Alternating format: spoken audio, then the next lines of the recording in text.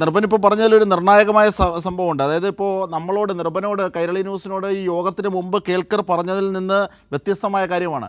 ഉദ്യോഗസ്ഥരെയും കേരളത്തിനെയും ഒക്കെ വിശ്വസിക്കുന്നു എന്നൊക്കെ അദ്ദേഹം പറഞ്ഞിരുന്നു. അതൊക്കെ ശരിയാണ്. പക്ഷേ ഇതിലുള്ള എല്ലാ ക്രമീകരണങ്ങളും പരിശീലനങ്ങളും നൽകിയെന്നായിരുന്നു തെരഞ്ഞെടുപ്പ് കമ്മീഷൻ്റെ വാദം. അത് മുഖ്യ തെരഞ്ഞെടുപ്പ് കമ്മീഷൻ്റെ ആയാലും ഇവിടുത്തെ ഓഫീസറിൻ്റേതായാലും.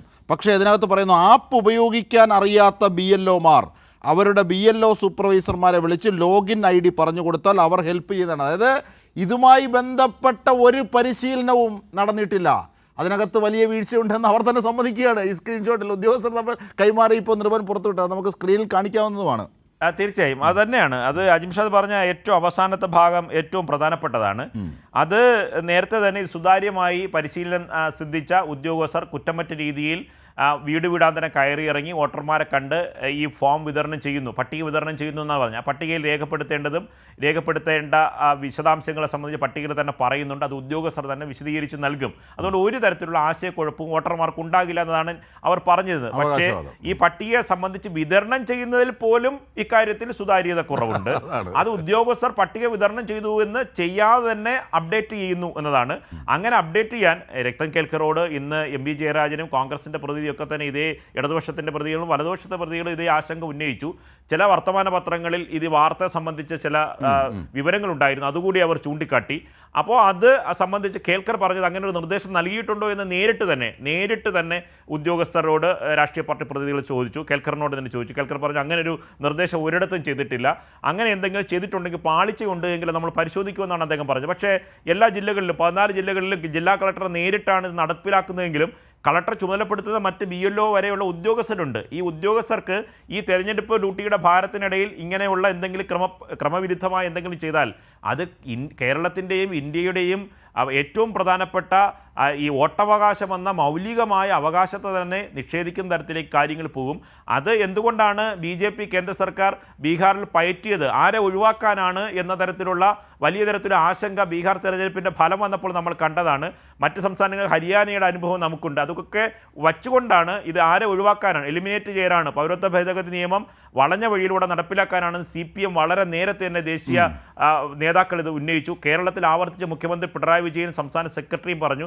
ഇന്ന് MV ജയരാജൻ ഈ യോഗത്തിൽ പറഞ്ഞ നിസാര ആശങ്കയല്ല, ഇത് ലഘുവായി. പിന്നെ മറ്റൊരു കാര്യം കൂടി പറയാം അജിംഷാദ്, നമ്മുടെ ഒരു പൊതുധാരണ എന്ന് പറഞ്ഞാൽ ഇപ്പോൾ വോട്ടർ പട്ടിക പൂർണ്ണമായി മാറി, ഇനി എല്ലാം ഫ്രഷായി. ഇനി ഏത് വോട്ടർമാരുടെ വീട്ടിൽ ഈ എനുമറേഷൻ ഫോം വരും, നമുക്ക് ഫില്ല് ചെയ്ത എല്ലാ പുതിയ ഫ്രഷ് വോട്ടർ പട്ടികയിൽ നമ്മളെല്ലാം അംഗങ്ങളായെന്നാണ് നമ്മുടെ ധാരണ.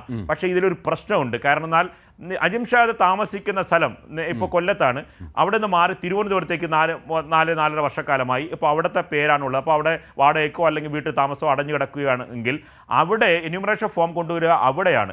ഇവിടെ വരുന്ന ഒരു ഉദ്യോഗസ്ഥനോട് ചോദിച്ചാൽ അദ്ദേഹം പറയുക, താങ്കളുടെ വോട്ട് ലാസ്റ്റ് എവിടെയായിരുന്നു, അത് കൊല്ലത്തായിരുന്നു, കൊല്ലത്താണ് എന്യൂമറേഷൻ ഫോം ലഭിക്കുക എന്ന് പറയും. അപ്പോൾ ഇവിടെ നിന്ന് ഈ പേപ്പർ ഇവിടെ തരികയില്ല, അവിടെ പോയി ഈ പേപ്പർ പട്ടിക വാങ്ങി പൂരിപ്പിച്ച് നൽകണം. ഇത് സന്നദ്ധമാകാത്ത മനുഷ്യരെ സംബന്ധിച്ചിടത്തോളം ഇത് പോയില്ല.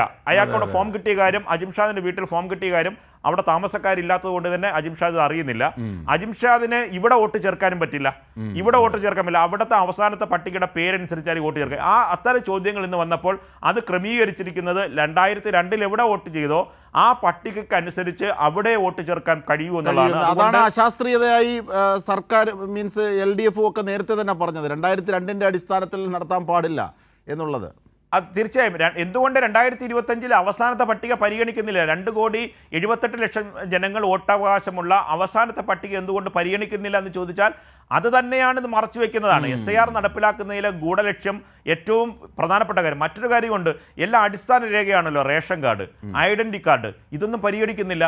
വോട്ടേഴ്സ് തിരിച്ചറിയൽ കാർഡ് എന്തുകൊണ്ട് പരിഗണിക്കുന്നില്ലെന്ന് ചോദിച്ചാൽ അത് വോട്ടർമാരെ തിരിച്ചറിയാൻ വേണ്ടി മാത്രമാണ്, വോട്ടർ ലിസ്റ്റിൽ പേര് ചേർക്കാനല്ല എന്നതാണ് ഈ പറയുന്ന വിചിത്രവാദം. അങ്ങനെ ഇക്കാര്യത്തിൽ BJPയുടെയും കേന്ദ്ര സർക്കാരിൻ്റെയും RSSൻ്റെയും രഹസ്യ അജണ്ട നടപ്പിലാക്കാനുള്ള നീക്കമാണ് SIR നടക്കുക. ഇന്ന് CPMൻ്റെ പ്രതിനിധി MV ജയരാജൻ പറഞ്ഞത്, നിങ്ങൾ SIR നടപ്പിലാക്കുന്ന സമീപനത്തെ നമ്മൾ എതിർക്കുന്നു, നയപരമായി CPM അക്കാര്യത്തിൽ എതിർപ്പാണ്. പക്ഷേ അതല്ല, നിങ്ങളൊരു കാര്യം ചെയ്യൂ, ഈ തദ്ദേശ തെരഞ്ഞെടുപ്പ് നടക്കുന്ന ഘട്ടത്തിൽ നടപ്പാക്കാതെ മാറ്റിവെക്കൂ.